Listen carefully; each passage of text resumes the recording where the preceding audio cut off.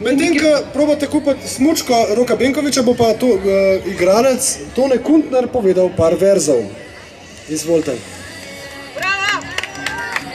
Malo za netrgovski intermezzo. Ob tej priložnosti sem prinesel eno simbolično stvar, tam na eni policije. To je ena vazica, v kateri ni roža, ampak slovenska zastava z nekimi verzi Prešerna in nekaj besedami Cankarja. Ob 18-letnici slovenske države, se pravi ob polnoletnosti slovenske države. Mislim pa, bom pa dodal nekaj besed, ki bo povedalo to, od Prešerna in od Cankarja, povedalo to, da pa državljani te države še niso polnoletni. Domovinska ljubezen Slovenca, pravi Cankar, je čisto brez primere in podobe.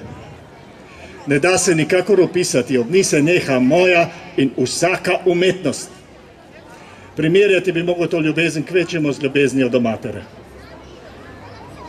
Do mrtve matere, ki ne sliši več nobene zakasnele molitve, nobene prošnje za tolažbo in odpuščanje. Ob bežnem spominu, v enem trenutku premiril in občuti človek vseh tisočero stopenj ljubezni, od najstrašnejše bolečine do najslajše radosti. Kdor ljubi svojo domovino, jo z enim samim objemom svoje misli obseže vso, ne samo nje, temveč vse, kar je kdaj ljubil in kar bo ljubil gre kasneje, zakaj ljubezen je ena sama in nerazdeljiva, v en sam kratek utrip srca je stisnjeno vse. Mati, domovina, Bog. France Prešern je pa napisal naslednje, da bi nebesa milost nam skazale odtajat Kranja našega sinove.